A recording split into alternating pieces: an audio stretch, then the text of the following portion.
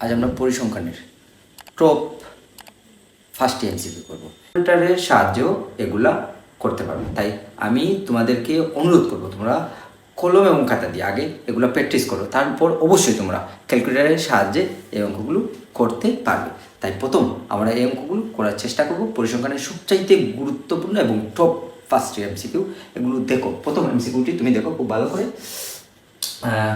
উপাত্তের সর্বোচ্চ মান আছে 78 এবং পরিসর আছে 54 হলে সর্বনিম্ন মান কত? এটি আমরা প্রথমে করার চেষ্টা করব। দেখো তো তোমরা সর্বোচ্চ মান, 1 নাম্বার সর্বোচ্চ মান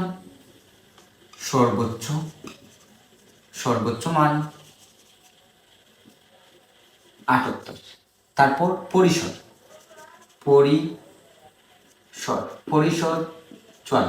তুমি অবশ্যই পরিসরের সূত্র জানতে হবে। পরিসরের সূত্র কি স্যার? পরিসর সমান সর্বোচ্চ মান মাইনাস সর্বনিম্ন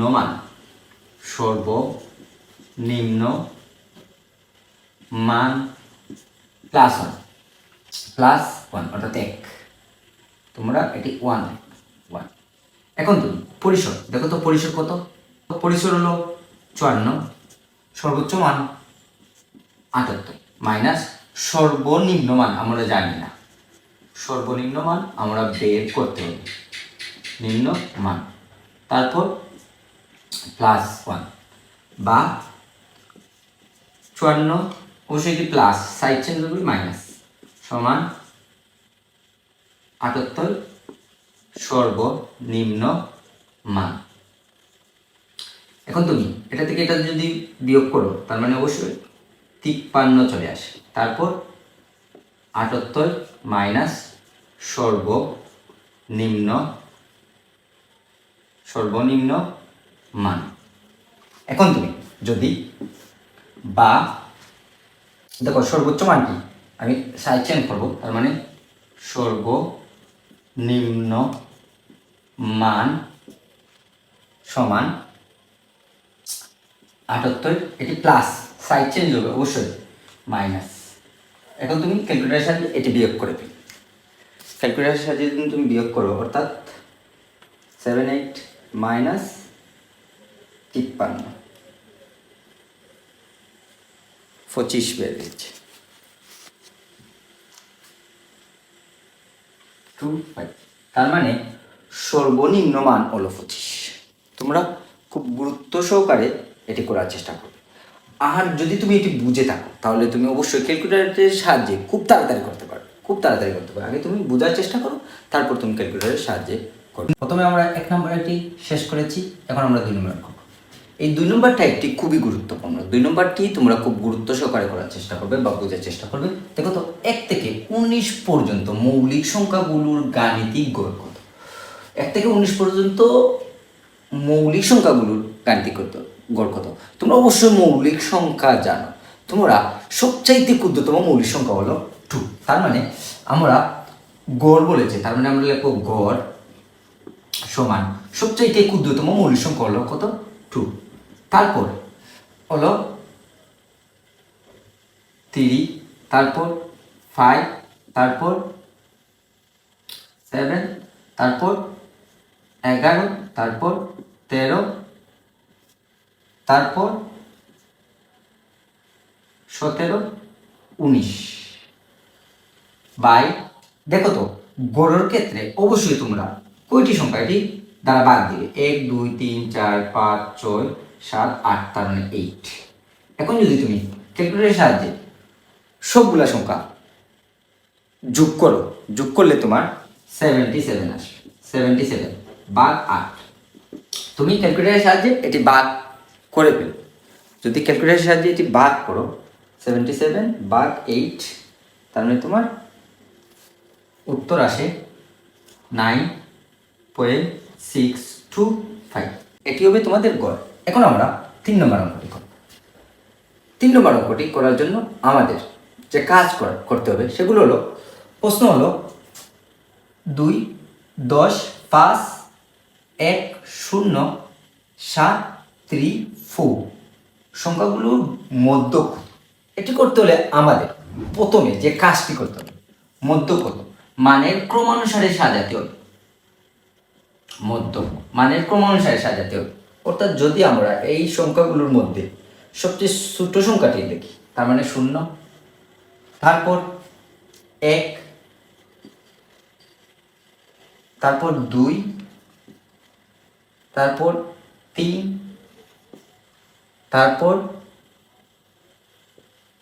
4,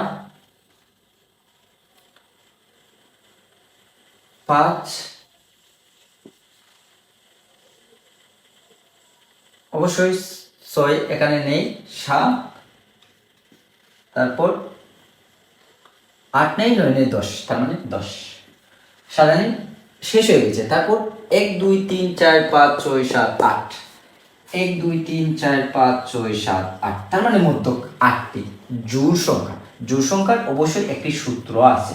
তোমরা যেহেতু এগুলো এমসিকিউ, তাই তোমরা কি করবে, তোমরা অবশ্যই 1 2 3, তারপর 1 2 3, মধ্যখানে অবশ্যই এই দুটি রয়েছে, তার মানে তুমি মধ্যক সমান 3 + 4/2, 7/2, তারপরে 7কে 2 দ্বারা ভাগ করে দিবে, 7কে 2 দ্বারা ভাগ করবে, 7/2, তার মানে 3.5। 3.5 এটি হলো তোমাদের 3 নম্বর প্রশ্নের উত্তর।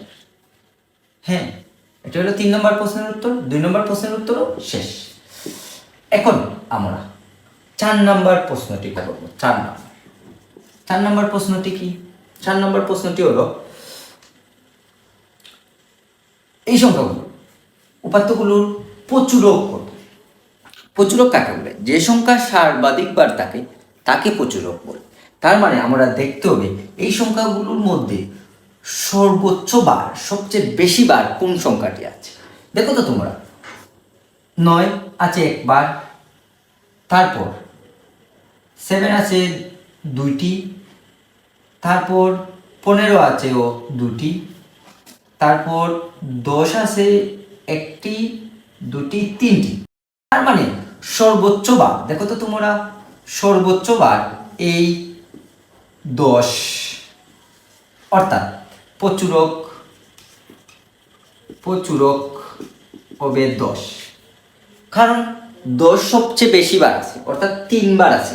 সংজ্ঞায় বলা আছে যে সংখ্যা সর্বোচ্চ বার অর্থাৎ সর্বাধিক বার থাকে তাকে প্রচুরক বলে। তার মানে সর্বাধিক বার আছে অবশ্যই 10, তার মানে উত্তর হলো 10, অর্থাৎ 4 নম্বর প্রশ্নের উত্তর হলো 10।